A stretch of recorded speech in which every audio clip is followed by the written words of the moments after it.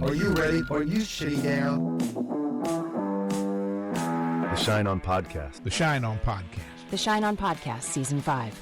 We're going to pull back the curtain on the divorce process. It's fun, insightful, tremendous guests. They're topics that far too often many people shy away from.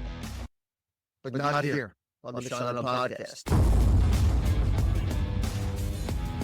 It's episode 87 of the Schein On Podcast. I'm Evan Schein. We have an absolutely fantastic episode this week.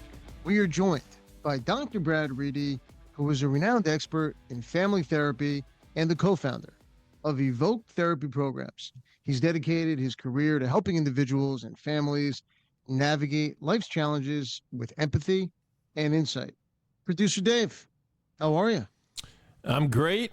It's still kind of cold as we record this on a chilly April morning, but I went to opening day at Fenway Park. I saw the Red Sox win, and it was a nice sunny 65 degrees that day, and we briefly caught your Yankees. I don't think we ever will again, though. What was opening day? It was great. It was great. You know, it's more of like a big party than there aren't that many people there paying attention to the baseball game as you might think, given that it is a baseball game. But the park looks good, and hope springs eternal. Yeah, no, it's a beautiful thing. Opening day is fantastic. Baseball is back in day. To be honest, I was hoping I was going to be doing better, right? I was feeling optimistic. April, daylight savings. I wanted the warm weather, but I got to be honest, I'm sad. What are you sad about? I'm going to give you two things. Okay. For one, watching the Florida Gators cut down the Nets and win that game, which if you're a Houston fan, absolutely heartbreaking. Yeah. And the reason I'm sad, I have an ex-girlfriend. She went to the University of Florida, and it still stings me when they win. Still stings me. I mean, we're going back 20 years, and I know you can tell me, Evan, get over it. I'm over it. I'm over her. I was over her the moment that relationship ended. I was probably over her about 6 months or a year before, but we had a big rivalry. Florida, Syracuse. Syracuse won the basketball championship when I was there, so I still have this thing, right? Just don't want to see the Gators cut down the Nets. You're like Billy Crystal in When Harry Met Sally. He couldn't date anyone, not only that his ex went to school with, but the whole conference. Any Big Ten school. If he's on a date with someone who went to a Big Ten school, he got depressed. I mean, someone understands what I'm going through. Sure. And the other reason I'm sad, the White Lotus. It's over. Season 3, I loved. I know we're going to talk about it in the Overrated, Underrated segment. I loved Mike White, absolute brilliant. Guy's a total genius. We're going to talk about it in a little bit. What was your thought on the show? Did you see the finale? Haven't seen actually, I think I'm halfway through the finale, which is like an hour and 20 minutes or something. So I will report back, but I've enjoyed it. It's got its own, I don't know if it's one of the greatest shows of all time, but it's distinct. It's got a distinct feel to it. I was watching with my girlfriend, and I said to her, it's got this flow. The show is put together so seamlessly, and there's music that runs through the whole show. I didn't notice it until recently. And how good's the music? Yeah, it's great. Well, and here's the thing about it.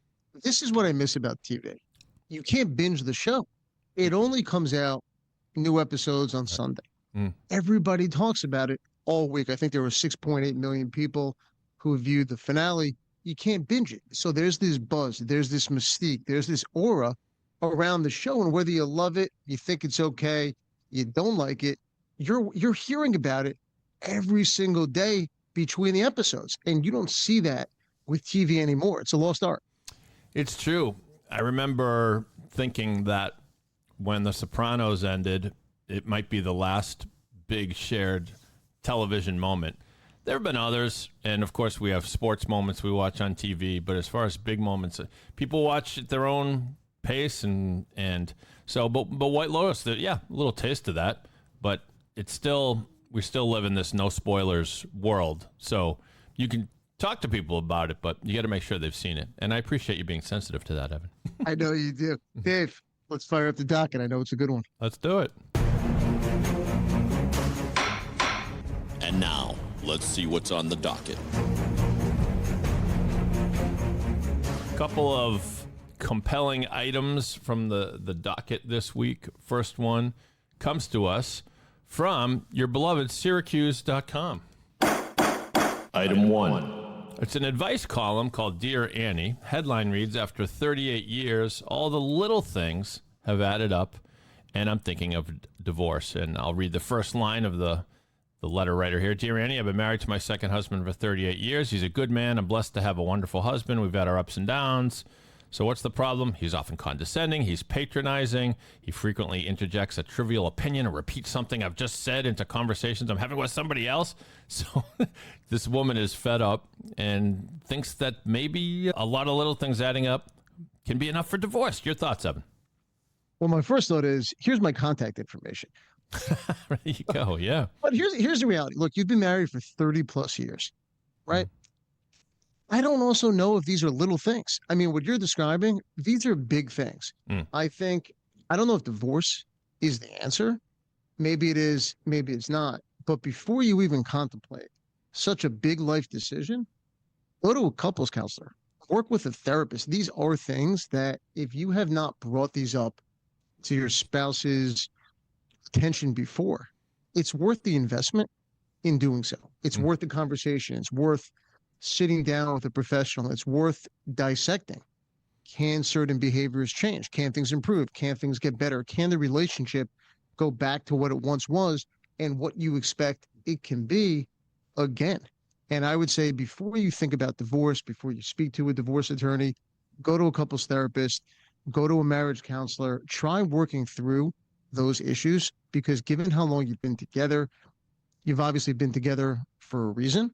You've obviously stayed together for a reason. And I'm not suggesting staying in an unhappy marriage. I'm saying divorce for many people is the last resort. Explore other options first. Yeah, I mean, I agree. And I think you once in a while you encounter a couple that has seemingly been together for many years and can't stand each other anymore. These people are out there, and sometimes they get divorced, and sometimes they don't. Sometimes they just live with it. It's like their real life version of the Costanzas on Seinfeld, just screaming at each other all the time. And I think those people are the ones who, unfortunately, have let a lot of little things fester over the years, and all of a sudden they're not treating each other very well.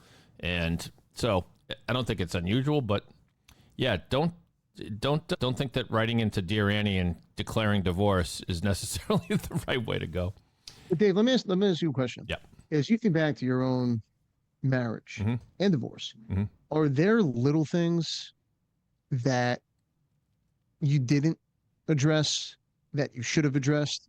And had you addressed those things, do you think the outcome, do you think certain things could have been avoided, or certain things would have been different?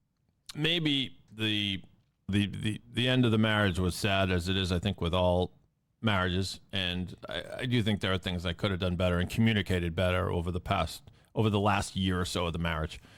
For us, all those little things, they were symptoms of a relationship that just sort of wasn't meant to be, and it was kind of empty. And I've been divorced for, I think, about 10 years now, and so we it's funny because we get along very well now, probably because we're not near each other most of the time to annoy each other. And but so yeah, the little things were a symptom, but I don't know if some marriages just simply aren't meant to be. And at the end of the day, that was ours. We worked together pretty hard and had a real good partnership, and we still do. So it's the best I can answer that one, Evan. Is that okay? Dave, you nailed it. You always do.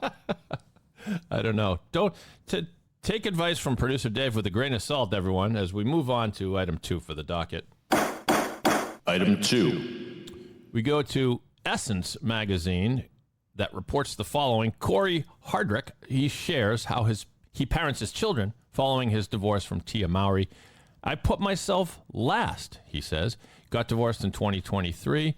And by his account, anyway, they're co-parenting very well. And his credo, I guess, is to be unselfish when making decisions about parenting post-divorce. Your thoughts on this one? My thoughts is, look, it was done exactly as it should have been done. You put your kids first. They're going through a major life transition, separation, conversation about divorce. All of that is true. and putting your kids first, avoiding putting them in the middle of the conflict, putting them in the center, putting them in the middle of the dispute, making them messengers. Yeah, it was done and handled the right way. It's interesting because as I'm thinking about this and the quote, I put myself last. What's I'm blanking on the expression or the phrase where they always say, put your own oxygen mask on first before you help others, right? Sure. Does that not apply to divorce? Is this the right order, do you think? And again, you've been through it. You've been open about it. How do you think it was handled? Do you think your children and the parent can both be put first together? Or do you think it does go children first, then parent? Or should it be parent, then children? Yeah, it's, I don't know. I remember once talking to this guy on my softball team, and I was telling him I can't make it because I had something for work that just came up. It was too important. And I remember he said, family first, work second, softball third. And it kind of rang true to me that there's not a bad rule of thumb for life. Do your family first, then work, and then other stuff. And so that's what I think Corey Hardrick is kind of getting at is when you have a choice, when I gather to invent a hypothetical, when he has a choice to go to his kid's dance recital or go out to drinks with a client, he's always going to make sure he goes to the kid's dance recital. Show up. I mean, that was one of the things that a friend of mine gave me as a piece of advice. Just as I was divorcing, he had recently been divorced. He said, FaceTime, just as much as you can get with the kids. Be with the kids. Even if you're swinging by there for 15 minutes you got your kid a donut at Dunkin' Donuts or something, you just want to drop it off so you can at least say hi. And so some people don't take care of themselves during divorce. For me, it was never a problem. I'm pretty good at amusing myself, and I'm pretty good at like finding downtime and watching TV or going out for a drink with a friend or like playing guitar, which I don't play very well. So I had hobbies. I had stuff to do that would occupy me. Some people, I think they don't take care of themselves, and it makes the divorce a lot rougher. But it's the other thing I'd say though is he's only less than 2 years into this divorce, and things change. Even though sometimes I got the feeling, things are going pretty well, and then there's still a lot of pain there. There's still a lot of stress there. So good luck, Corey, but keep your eyes open. Yeah, the other thing I'd say is, look, softball's always going to be there, right? But spending those moments, spending those days with your children, those are precious moments, precious times, especially in the middle of or following a split and a separation. And as tough as divorce is, going out for the run or going for drinks with friends or doing things like that, those opportunities will always be there. Now, I'm not suggesting, and Dave, you're not either, that don't do anything for yourself. And for a lot of people, this isn't even an issue. But putting your children first and prioritizing their needs in many ways will help you immensely. Absolutely. We move on to the segment that is sweeping the nation, overrated or underrated. Overrated. Or underrated. As usual, I have a handful of topics here for Evan to declare one way or the other, overrated or underrated. We'll start with the legal topics. The Esquire title. When lawyers, let's see, is it when they pass the bar or is it when they graduate law school? I guess it's when they pass the bar. They proudly display the Esquire at the end of their names, sometimes, and then sometimes they don't. Your thoughts on the Esquire tag, the title? Absolutely underrated. You work your ass off in college and law school. You earn those initials. You earn the JD. You earn the Esquire label. You worked hard for it. For many people, they went into financial debt to get that title of Esquire and putting it after your name. Use it, wear it, own it. You deserve it. And for those reasons, it's absolutely underrated. Underrated. Hey, we got to take it where we can. I mean, the doctors, they got that doctor thing everywhere they go. They make everywhere. They make restaurant reservations to do it under Dr. Rosen. And I mean, I do that occasionally because I'm trying to get a good reservation, but but you're right. People throw it around, Dave. Item number 2 on overrated, underrated, law firm swag. We're talking tote bags, pens, I suppose T-shirts, mugs, and the like. Pro or con, overrated or underrated? Absolutely underrated. And I'm sitting here holding a Berkman Bonker Newman and Schein coffee mug and a Berkman Bonker Newman and Schein pen. And if I show what's underneath my desk, it would be a Berkman and Bonker Newman and Schein umbrella. Look, if you do not have law firm swag, you're missing out on branding and marketing opportunities. Our firm has umbrellas, shirts, sweatshirts, legal pads, coasters, storage containers, blankets, wine openers. If you can brand it, we do it. Dave, I want you to get a Berkman Bonker Newman and Schein tattoo. We've talked about it before. So far, you haven't done it. But look, if part of it is being a lawyer, the other part of it is thinking like a business owner. And there's so many opportunities to run a successful business, to brand yourself, to market yourself, to get ahead of the competition. Having swag is super important in this day and age. And for those reasons, Evan, it's underrated. Underrated. I agree. We'll have to make a trade. I've still got some Pod 617 swag. I got some bracelets. I got some T-shirts around. I need to re-swag actually, and I'm working on that. Dave, send some over. I will wear it and wear it proudly. You got it. Next on Overrated, Underrated, owning a hot tub. Well, the sun's coming out, people jumping into pools, and hot tub is the next best thing. I'm a big fan, but I don't know which way you're going to go on this. So owning a hot tub, Evan, overrated or underrated? If I'm a huge fan of the hot tub. Nice. But it's overrated. Oh. Because look, when you're a guest at a hotel, I love the hot tub. You can't get me out of the hot tub. A beach vacation, sign me up. But you know what? Those hot tub experiences, what do they have in common? You don't have to maintain it. Right. You don't have to worry about it leaking. And if it does, and if it breaks, and if it says out of order, guess what? You don't really care. Why? It's someone else's problem. Mm-hmm. However, when you own it, guess what? It's your problem. There's some experiences, there's some things that are better left for someone else to deal with that headache. They're just not worth it.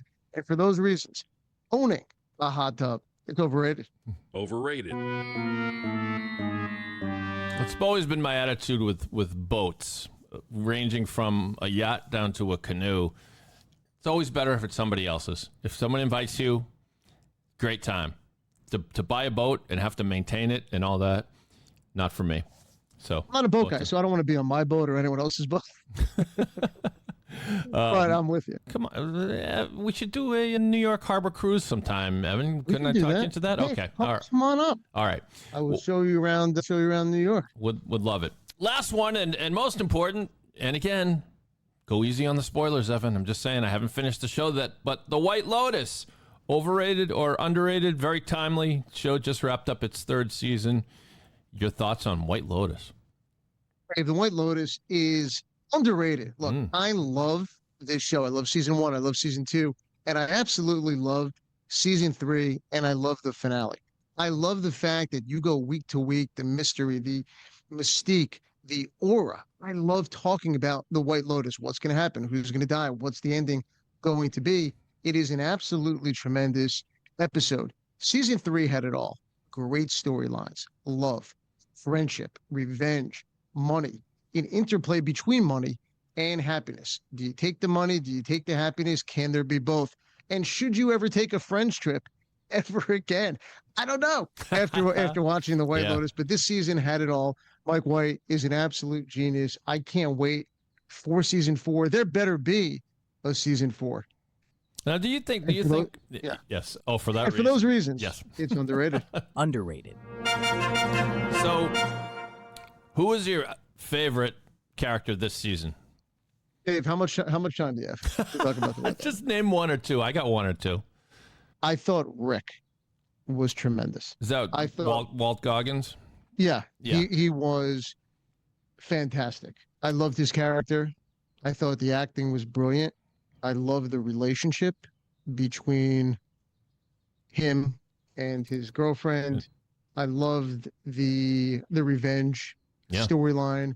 I loved the Sam Rockwell cameo. Bizarre cameo was, I guess, was a little bit more than a cameo, but yeah, he plays a very strange character. I mean, I think it didn't, because maybe I'm slow on the uptake, but it didn't hit me until episode 2 or 3 that they're exploring all these taboo subjects, Thailand was the appropriate place for it, because Thailand is known as a place where I guess anything goes, and if what might seem deviant to the normal person seems a little bit more normal in Thailand, but I won't ruin it for anyone. But the Sam Rockwell, where his journey has taken him, tremendous. It's just very funny and bizarre and great. Yeah. I loved all these characters. They all had a story. To me, it was a deep story. You also saw change. You look at Saxon, and the character and the story, the impact that that was had on him, and how he changed by the end of it. And you think about the ending. And again, I'm not going to ruin it or talk about the detail, but it was really a great show.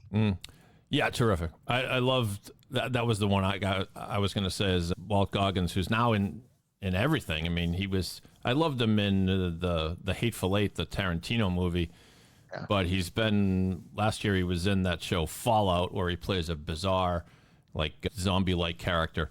Anyway, great show. I think it's definitely coming back for a fourth season, isn't it? Pretty sure. Yeah. All right. We'll keep you updated here on the Schein On Podcast. On this week's episode of the Schein On Podcast, I'm joined by Dr. Brad Reedy. Dr. Reedy is a renowned therapist, author, and founder of Finding You Therapy Programs, where he developed the transformative Finding You Intensive. Dr. Reedy, welcome to the Schein On Podcast. So happy to be here. Thanks for having me. And Brad, I want to get into your programs and therapeutic approach. And when you frame therapy within the hero's journey, what's the call to adventure moment you see most often in clients? For me, because of the space that I occupy in therapy, it's often a struggling child. It's that moment when parents are ready, when they've tried everything behaviorally, they've tried everything that's common sense, and they're willing to step beyond, to walk into a therapy session themselves, to walk into a therapeutic intensive themselves, to leave what is comfortable and virtually to do anything to find and save their child. So for me, that's the departure. It can happen with a disease, with the loss of a job, with any kind of crisis, obviously. But what I see most often is when somebody has a suffering loved one, that is the time that they're willing to leave what's comfortable into the unknown, looking for the balm, the thing that will heal, and ultimately, of course, what they find is themselves. And Brad, many people, I would think, resist the ordeal stage of that journey, of their personal journey. What's your advice to someone for embracing the struggle as opposed to avoiding it? I think what I like best is to be in a dialogue with somebody where they tell me why they're resistant, because I think that this goes with my whole approach to therapy, is that people have good reasons for resistance. The main thing that differentiates a psychotherapist, in my view, from a layperson is that we don't think resistance is something to get past, to get to the real work, the real therapy, the real education. We think that treating resistance is the therapy, the shame, the fear, the distrust, the history that every time they've tried to trust a process like what's being asked of them, it has gone poorly. So for me, it is to lean into the resistance, to evaluate, and to really understand and unpack that. And in so doing that, and so embracing the resistance, they're often able to move past it. But if I try to push them past it, trying to trick them around it, so to speak, I think it just oftentimes causes them to want to put the walls up higher and thicker. So I love to lean into the resistance, to sit with it and talk about it, unravel that and understand, and say to them essentially with my energy, with what I'm saying, you have a good reason for resisting. Let's honor that. Let's embrace that. Let's talk about that. Brad, I love that. In mythology, mentors guide heroes towards transformation. Who have been the biggest mentors in your own life and your practice? It goes back to, it's really three people in my life that have shown a special interest in me, and why, for sure, I don't know. I got that attention. The first was my sixth grade teacher. I was kicked out of my fifth grade class because I was struggling, and he was this young teacher, and he took me in, and we're still in contact to this day. And I credit him with in many ways, emotionally, spiritually saving me as a young person. Later on in college, it was my first professor, Leslie Feinauer. Took a special interest in me, spent extra time with me, listened to me, saw me, and then for the past 20 years, it's been my psychotherapist, my therapist, Jamie Gill.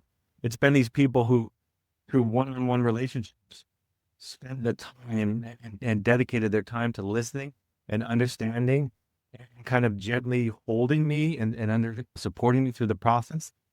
And in that experience, what I would say on the other side of it is they brought forth the medicine to help me heal and grow and transform. And the medicine was me.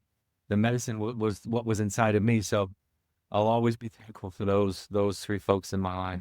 Brad, what's a common false hero that you find people latch onto before realizing that, you know what, they really need a deeper transformation? Let me make sure I understand the question. You said, what's a common false hero? Correct. Well, I think it's money, success, sex. It's anything that we would consider maybe in spiritual or religious circles as worshiping false idols, if you will.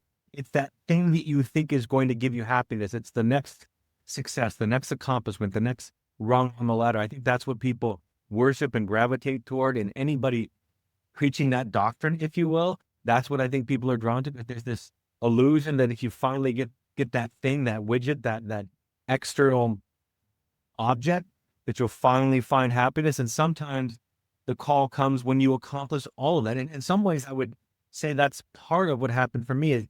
I accomplished everything academically.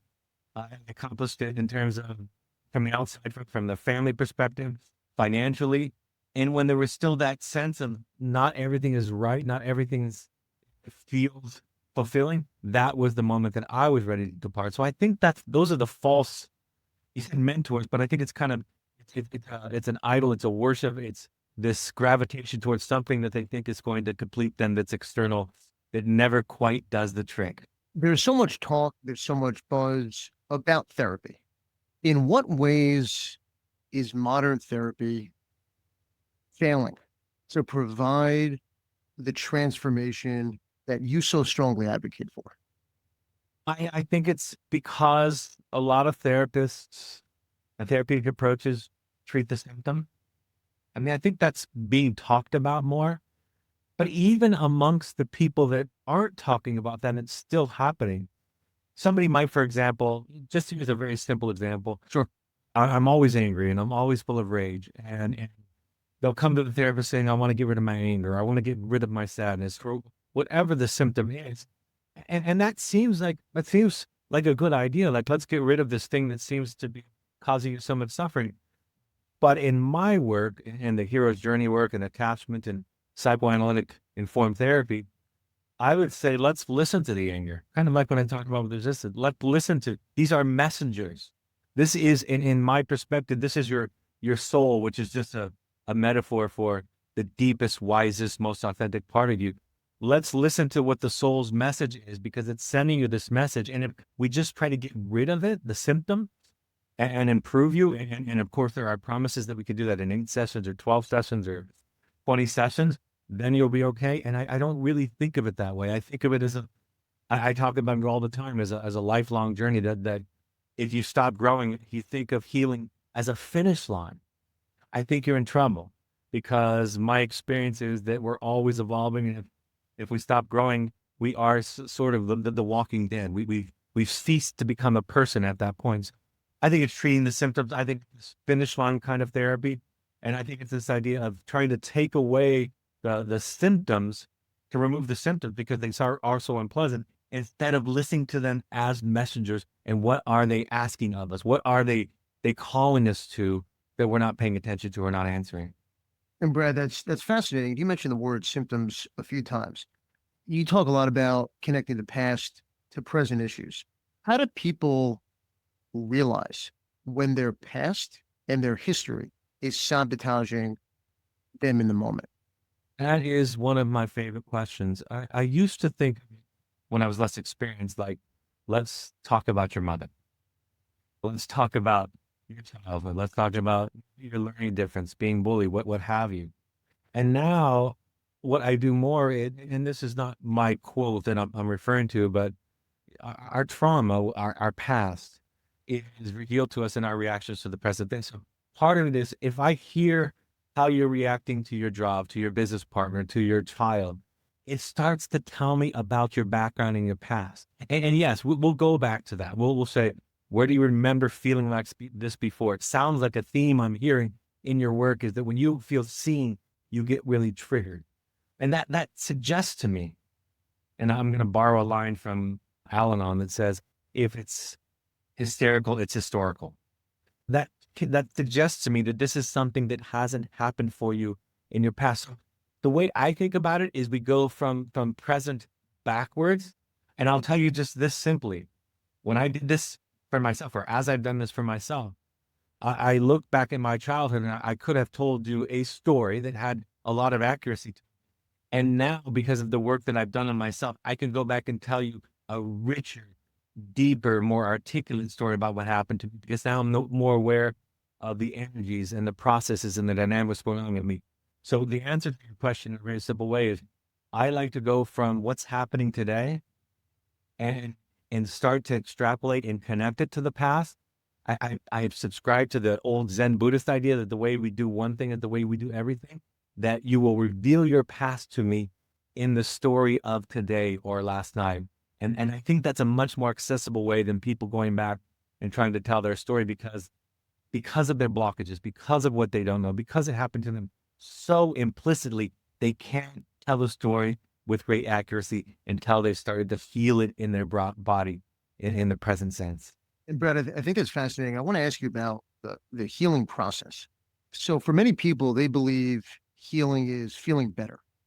Yeah. Isn't part of true healing actually having life just a little more difficult in the beginning and having it more challenging to go through a true healing process where you ultimately feel better?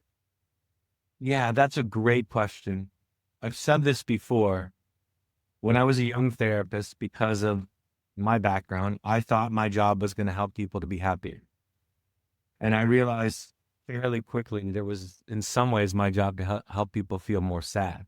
In other words, to feel their grief, to feel their pain, to have the courage, the wherewithal, the sense of self to feel it. So I think of psychotherapy as finding meaning, finding purpose, and in doing that, like you suggest, it's a paradox. And I just want to say it this way, because when I train therapists, I teach this.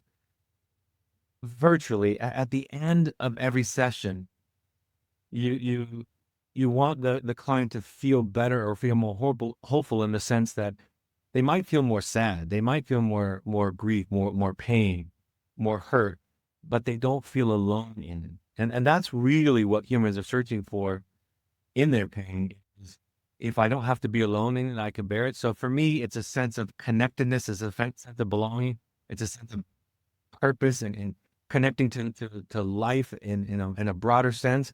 But if you're measuring it by happiness or sadness, it's going to be very confusing, because often in therapy, we have to go into the pain and into the sadness, which is virtually what everybody's trying to avoid, which then becomes manifested symptomatically with the symptoms to therapy. And then we have to go back into the sadness to, like you said, heal it or complete it or integrate it into a greater sense of self. Let me give you another word: forgiveness. What role does forgiveness play in therapy, and is it always necessary? That's a great question. You have great questions. I don't think of forgiveness as a goal. I think of it as I'll refer to something that Carl Jung said. Carl Jung said the best way to understand someone's darkness is to understand your own. That's a really good starting point for the answer to this question. I think when you find yourself, when you find your deeper, more authentic, more real self, when you come into contact with who you are, which means not just the pretty, shiny, talented parts, which we all have, but also the dark parts, the part that you've been told to fear, the part that you've been told to despise and discard to fit in. When you come into contact with those and embrace those with compassion, through the compassion of the therapist, right? The therapist has compassion for your dark, shadowy, scary parts. They look at them without judgment, when you have that experience where somebody sees you that way so that you develop a sense of self-compassion, the forgiveness is easy because then you see yourself and everybody else. I always say, if you don't have compassion for dying, starving, and cruel people, you haven't learned self-love. So it comes from self-knowledge. It comes from self-awareness, which comes from self-love and compassion. And then that extends to the entire world. Conversely, if you don't know yourself, if you don't know who you are, if you don't know the depths of you, you think that devils are all around you, outside of you, and you fight your battles there instead of doing this kind of deeper, more spiritual work that I'm describing. Granted, as a divorce attorney, I see people going through one of life's most difficult transitions in one of the darkest times.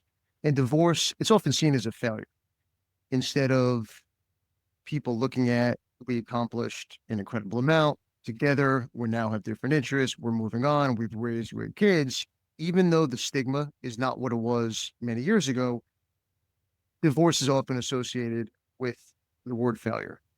But can it be a catalyst for deep personal growth? And how could someone appreciate that and see that while they're going through the divorce journey? I'm not going to keep telling you that you have great questions. Just know that that's a standing compliment. Brad, you know what? You can keep telling me. I'm not gonna tell you not to. All right. I have two thoughts about this that I share often. When somebody tells me that they have, for example, a narcissistic ex, I say, well, that's really interesting. But when somebody asks the question of themselves and of me, why did I marry a narcissist? Now that's fascinating. So I think divorce, I teach people that come to me for marital therapy, and sometimes you might imagine and expect, and it's true, that sometimes there's some version of they're coming to me to check off that last box. I tried to go to therapy. We tried couples therapy, and that alleviates the guilt or the shame that they might have about it. It takes a little bit of that away. But what I tell people, when I tell couples and individuals in the couple is, whether you get divorced or you stay married, your work is the same either way. It's the exact same work. So can divorce be a catalyst for a transformation? The way I think of it, which is very close, is I think that if it's done in this deep, spiritual, conscious way, it is the evidence of a spiritual transformation. In other words, divorce isn't the answer, neither is staying married for that matter, but it may be the outcome of the answer, which is I can't be who I need to be in this marriage. Who I am in this marriage can't be supported, isn't supported. I'm asked to give up too big of a part of myself. There's always compromise and sacrifice in marriage and companionship. But if it asks too much of me, or if I can't love the other, that's another piece of it too that I tell people. If you can't love your partner, if you can't be overall kind and patient with your partner, then you might be in the wrong relationship. You might be trying to beat them into submission or manipulate them into being the person that you need. And that is a cruelty. So for me, divorce is often the outgrowth or the evidence of a spiritual transformation, but the decision itself isn't the solution or not. And I think that's where people get confused, is they think if I get divorced, everything will be better.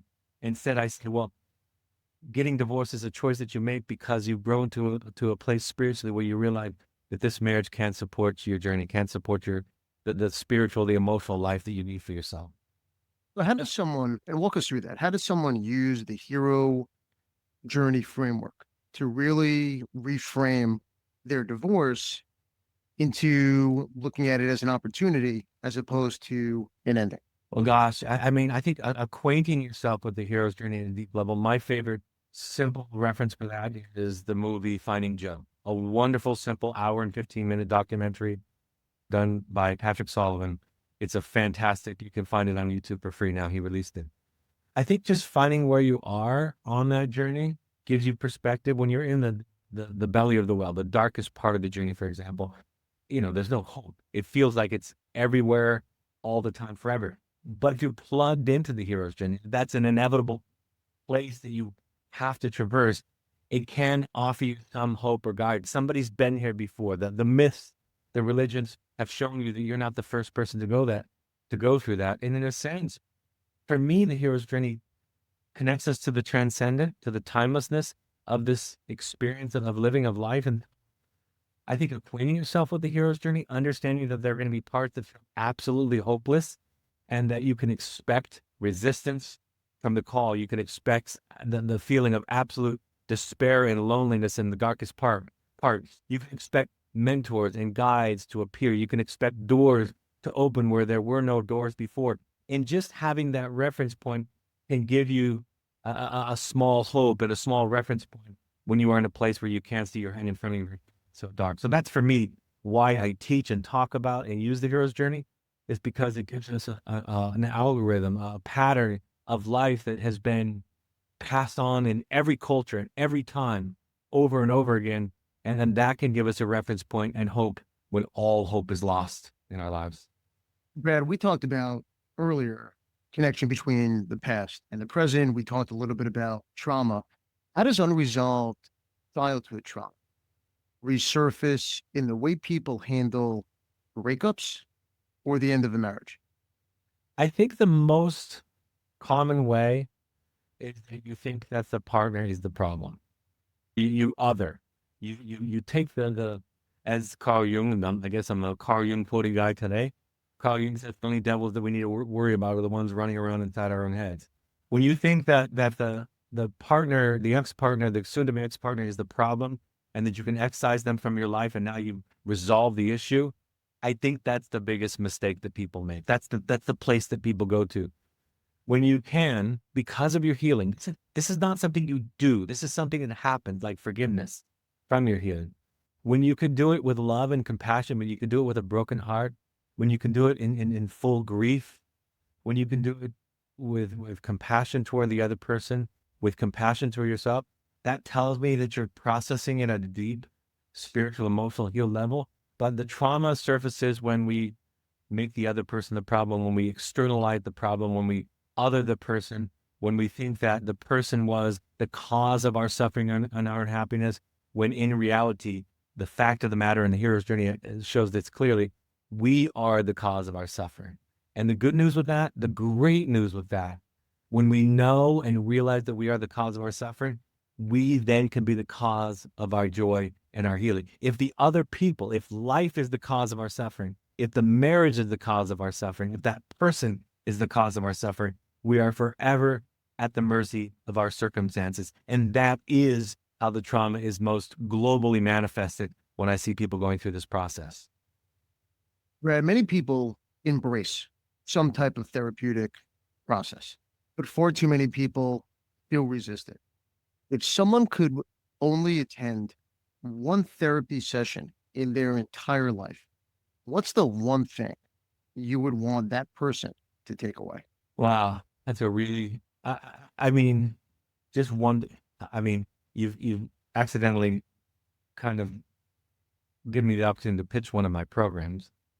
Go ahead. Let's do it. And I'll give other programs. How about that? I'll give other programs. You know what? Give other programs, give your program. Let's talk about it. I would say my 5-day Finding Your program, a 5-day psychotherapy intensive, 7 individuals, 6 other people, where you go into your family of origin through psychodrama, through experiential therapy in a deep and profound and immersive way.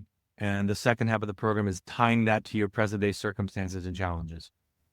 I would say the Finding Joe video that I already told you about would be something I tell people. I just had somebody reach out to me for potentially finding therapy, and I gave them that. I gave them the TED Talk by Johann Hari on everything we know about addiction is wrong. I think that's a really good 15-minute introduction to what I'm talking about today.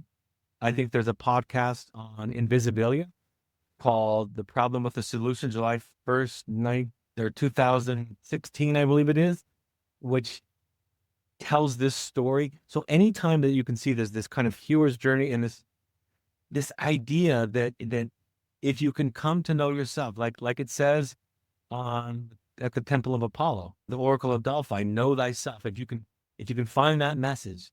Shams Tabrizi, the teacher for Rumi, said the message of all the prophets is one thing, and that is find a mirror. And that doesn't mean because you're going to look and you're going to see you're the problem and you're the one. It's just because finding yourself gives you answers to virtually every other important question in the universe. When you know yourself, everything else becomes more clear. And I'll just end with this Rumi quote that I love, where he said, I searched for God and found nothing for myself, and I searched for myself and found only God. That is the spiritual idea that the universe is inside of us. All of the devils, all of the angels, all of the myths, all of the stories are inside of us. And if you know yourself, like Jesus said in the Gospel of St. Thomas, the Dead Sea Scrolls were attributed to him, that if you bring forth what is within you, it will save you. If you don't bring it forth, it will destroy you. So that's my little pitch for the places to go. I cheated and gave you about 10 things, but those are the ideas that I would encourage people to look at, to understand these ideas. Brad, you've helped so many people find themselves. What's something surprising you have learned about yourself along the way? That I'm still screwing it up. That my therapist said to me a few months ago, and again a few weeks ago, I confessed to a mistake I had made in my life. It doesn't even matter which one it was because there's so many, they all kind of blur together. And I said, I can't believe I made this mistake. Like, I teach this. I've written journal articles on this. And she said, that's the thing about psychotherapy is the news just gets worse and worse. And we just laugh. And I just said, it's so humiliating. And Richard Rohr, a great Catholic analyst who's written some wonderful books, said that he prays for one small humiliation every day. So for me, I think the thing that has shocked me is that I continue to experience this humiliation, this humility, that I am still a buffoon, that I'm still an idiot, that I'm still prone to the old ways of reacting and operating, and I'm still learning more. And as a result, I'm learning, and my therapist has been saying this for decades to me, and I'm really learning it now, is that I don't know very much. I don't know virtually anything. And that's surprising to me because I have valued so much in my life, this idea of knowledge and learning and growing. But in a very paradoxical way, I have learned to not know. And I'm grateful for that. And when I forget that, I will do something or something will happen that will remind me profoundly by some kind of grand humility. Brad, perfect segue, because let's bring on a guy who knows absolutely everything about everything. Producer Dave. Yes, it is time. Once again, ladies and gentlemen, boys and girls, for the segment called They Said It. Let's get into this. They said it. They said it. They said it. On They Said It, we take famous quotes from famous people, the great minds of our world, and we're going to see what Brad has to say about why they're wrong or why they're right. First quote comes to us from German writer Hermann Hesse. I was going to say Howard Hesseman. It's definitely not Howard Hesseman. German writer Hermann Hesse, who had the following to say: some of us think holding on makes us strong, but sometimes it is letting go. Your thoughts about that one, Brad? I mean, it's like so many wise quotes that it's paradox. I mean, that's you when you read something like this or something like that, it's paradox. And letting go and surrendering, it takes a certain kind of strength, a certain kind of sense of self inside of us, a certain kind of courage that develops over time through an attachment experience. And so I think what he's saying is absolutely true, absolutely profound, and it's a good mantra for life. All right. Who could argue? Let's go to a quote from the late, great Maya Angelou, who had the following to say: we delight in the beauty of the butterfly, but rarely admit the changes it has gone through to achieve that beauty. I have a feeling I know what you might say about this one, Brad, but let's have you elaborate on the great poet Maya Angelou's thoughts. Yeah, I love this. I love her. It reminds me of a quote. I'll counter it with a quote by Sartre, who said that genius knows all the costs and none of the gifts. It's that idea that I think we see something outside of us, we see its accomplishments, its beauty, its grandeur, and we don't realize how painstaking it was. And I wish as a child I was taught this, because I thought you just became a concert pianist. I thought you just became a great baseball player. I didn't know the blood and the sweat and the pain that was required, that was asked to go through such transformation. So this is absolutely, again, a very beautiful, beautiful idea. Hope it's not a stretch to say I'm reminded of Robin Williams, who we all thought of as such an amazing talent, and of course he was, I think many people didn't realize how tortured a soul he was. Do you think there are more people out there in the public eye that are like that than we might think? I have had the opportunity to work with a lot of them. Really? Yes, absolutely. Robin Williams was one of my heroes. And if you see, there are certain moments in his movies, like Good Will Hunting or like the movie Awakenings, where you see just in his eyes the tortured nature of his soul. And I work with many creatives, actors, actresses, poets, rock stars, people that are in the public eye, and it's profound how much they suffer. And on top of just their suffering, they get so many of the projections of the public onto them, and it's a heavy weight for them to carry. So I think that there are many, many more, and I've talked to them, many of them who have suffered greatly under the weight of the projections that other people have onto them, that the public has onto them. It's almost sort of a cruel irony or cruel twist of fate that when someone is given so much, they take on so much of a burden as well. And from a layperson standpoint, we look at Robin Williams and we say, what could be so bad? He's Robin Williams. He's a movie star. Yeah. But we don't know what we don't know. We move on to the third and final quote for They Said It. And it comes to us from Ralph Waldo Emerson.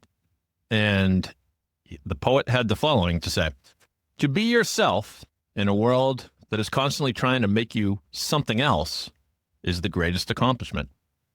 Your thoughts on that one, Brad? I mean, this could almost be my core mantra. One of my heroes growing up and to this day is Bob Dylan. And if you've seen the recent movie, he expresses this sentiment vividly and profoundly. He's expressed it many times in many interviews over the years, but this quote by Emerson is everything.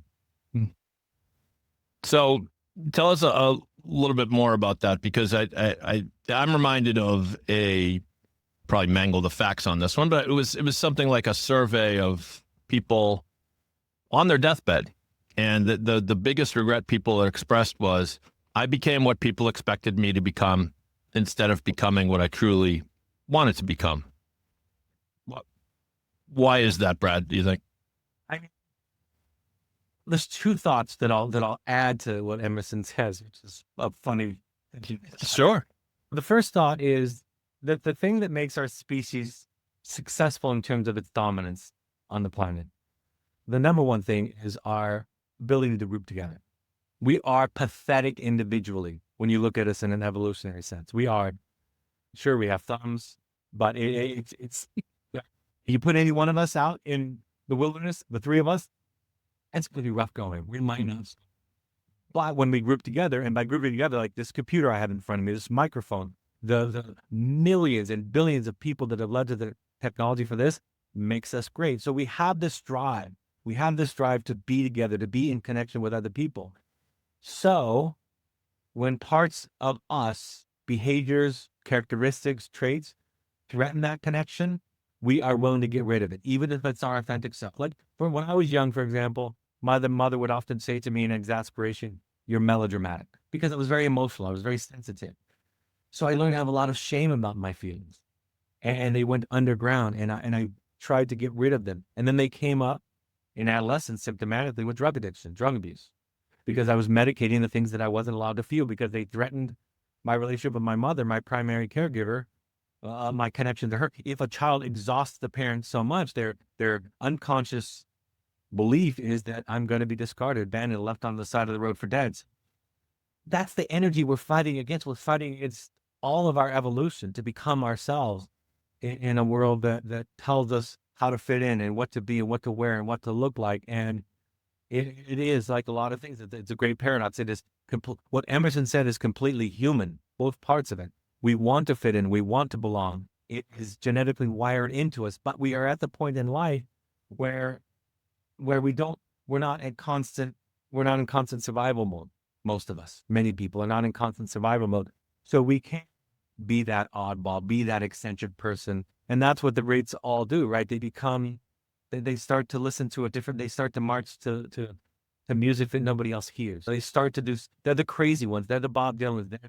They're the Steve Jobs. They're the ones who invent. They're the ones who write poetry, who say something that hasn't been said because they have enough, I'll call it courage, but it's in psychology, it's a sense of self, a sense of safety inside of themselves that they carry around, that they can do something that nobody else has done, that they can break from the pack. And that is the heroic adventure. That is the heroic journey.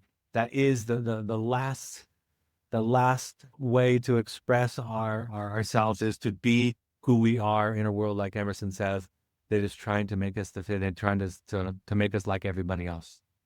By the way, well, I'll just say one thing. I'm sorry. In my work, it's best accomplished in the presence of an empathic, patient, non-judgmental other. We have to have one connection. I suppose there are examples where that doesn't happen, like through meditation and other means. But in my world, having it through the connection with a psychotherapist who can see you, who doesn't try to fix you, who just tries to find you, you can develop that sense of self that wasn't developed as a child. And from that new place, from that new platform, you can go out into the world and do things that you have never been able to do or have been too afraid to do, because you carry around now this base, this sense of safety because of this primary attachment.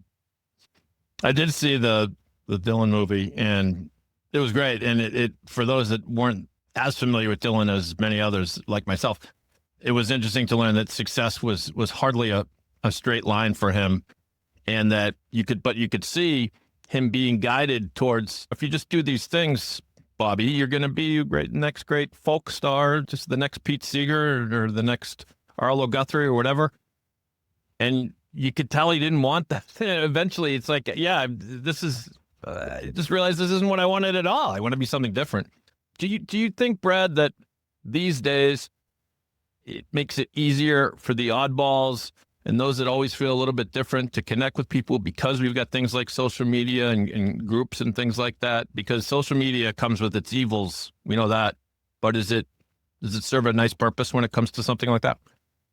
I think, I tend to believe that everything kind of runs parallel. So I think in ways, point out that it's harder because of social media and the proliferation and kids feeling this idea of living up to some standard that is so contrived and so curated. At the same time, I think we have more messengers who are teaching what Emerson was talking about, what I'm talking about. Gabor Mate, Bessel van der Kolk, my therapist, Jamie Gill, who's written 45 books. I mean, there are more messengers who are teaching this work. And so I think there are more opportunities for the oddball to find themselves. And I also think that there's a form of pressure out there at the exact same time that wants to push people down and push people into conformity and push people back into what's expected of them. So I think both are almost always happening. I rarely think in the history of the world is one side of the equation. I mean, it might get a little bit ahead of itself, but overall, I think that they are often running in parallel, that the good and the bad are almost always equally present in the universe. At least that's my perspective. And a terrific perspective and a terrific job on They Said. Thanks for being a good sport. And I'm going to go watch Good Will Hunting now because I haven't seen it in a while, and it is one of my favorites. Great movie.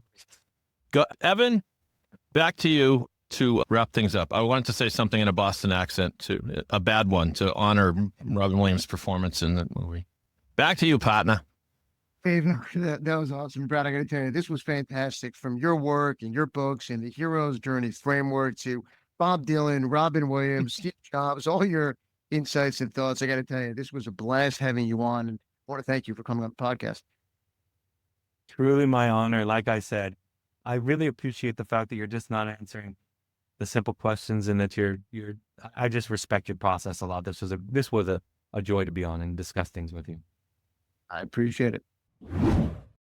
Episode 87 of the Schein On Podcast is in the books with an absolutely fascinating interview with a guest spot, Dr. Brad Reedy. Dave, what a show, and how great was Dr. Reedy? Dr. Reedy was terrific. Learned a lot. But if you'll excuse me, Evan, now after our conversation, I have to hurriedly watch the finale of White Lotus. And you should too, everyone out there. That's the only thing you should be doing after you listen to the Schein On Podcast. But I got to tell you, this was great. And Dave, as always, a big thank you to you and to all the listeners. You can listen to the podcast wherever you get your podcast. I'm Evan Schein, and I'll talk to you again real soon.